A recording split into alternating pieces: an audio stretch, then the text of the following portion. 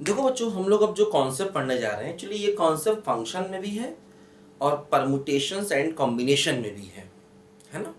ये कॉन्सेप्ट होता है नंबर ऑफ फंक्शंस के बारे में। तो अभी मैं आपको इसके कुछ फार्मूले बता रहा हूँ, जिनके प्रूफ मैं आपको अभी नहीं बता पाऊंगा, क्योंकि उनके प्रूफ हम तभी समझ पाएंगे जब हमें परमुटेशंस एंड कॉम्बिनेशन भी आता हो।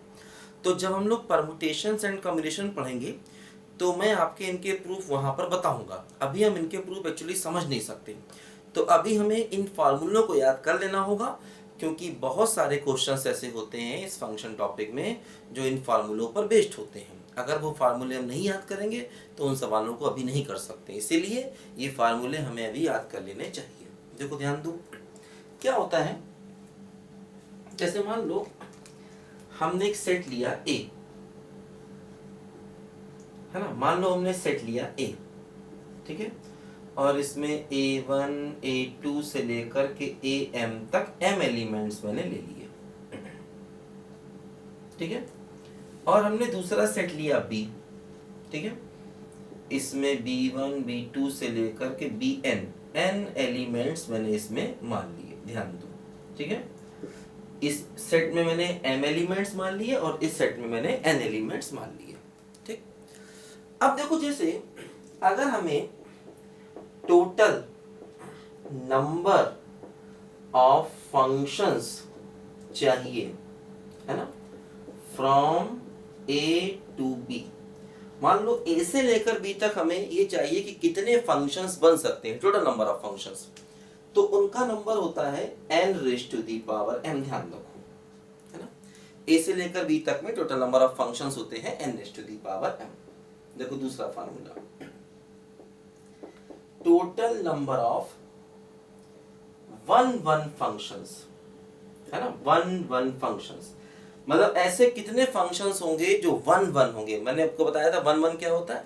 वन का मतलब दो पॉइंट का सेम इमेज नहीं होना चाहिए, एक पॉइंट का एक ही इमेज होना चाहिए। देखो इसका फार्मूला होगा NPM, P मतलब परमुटेशन, लेकिन ध्यान देना n को m से बड़ा होना चाहिए, तभी वन फंक्शंस बनेंगे। मतलब ये वैल्यू ज्यादा हो ये कम हो तभी वन फंक्शन बनेंगे। अगर ये वैल्यू कम हुई और ये ज्यादा हुई तो वन फंक्शन बन ही नहीं पाएंगे, है ना। तो मतलब नंबर ऑफ वन फंक्शन 0 होंगे अगर n m से कम हो जाएगा। ध्यान दो, आपको याद होगा हम लोग दो फार्मूले पढ़ा करते थे परमुटेशन कॉम्बिनेशन में। एक होता था NPR, ये होता है n factorial upon n minus r का फैक्टोरियल।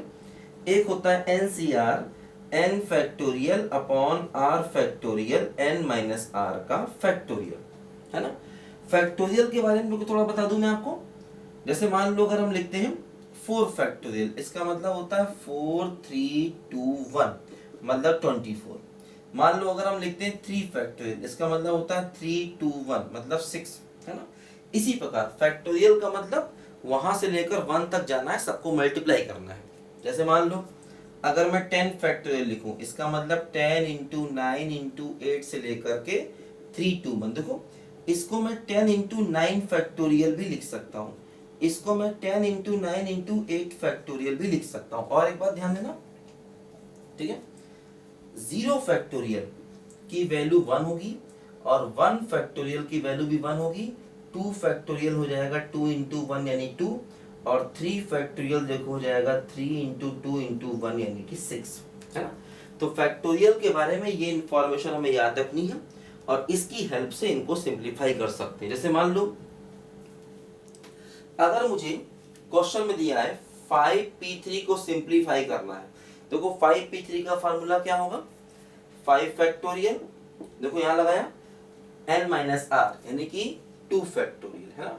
ऊपर हो गया 5 फैक्टोरियल, नीचे 5 माइनस 3 मतलब 2 फैक्टोरियल। देखो 5 फैक्टोरियल क्या हो गया 5 4 3 2 1 और 2 फैक्टोरियल हो गया 2 इंटू 1, देखो ये कैंसिल हो गया, ठीक है। तो ये इसकी वैल्यू देखो 60 के बराबर आ गई, ध्यान देना, है ना। तो इस तरह से NPR और NCR को हम लोग कैलकुलेट कर सकते हैं। आगे चल के हम परमुटेशन कॉम्बिनेशन पढ़ेंगे तो वहां पर ये बातें हमें और क्लियर हो जाएंगी, है ना। जैसे जो 12th वाले बच्चे हैं उन्होंने थोड़ा बहुत जरूर 11th में सीखा होगा परमुटेशन कॉम्बिनेशन, और जो 11th वाले बच्चे हैं वो इन बातों को अलग से नोट कर लें क्योंकि आगे वो चल के सीखेंगे, ठीक है। तो इसको ध्यान रखिए सब बच्चे, जैसे total number of one one function चाहिए तो n की वैल्यू m से बराबर होगी या ज्यादा होगी, n m से कम नहीं होना चाहिए। देखो इसको लिखो जरा सब बच्चे ध्यान से, मैं आपको और बातें बताता हूँ अभी कुछ इंपॉर्टेंट।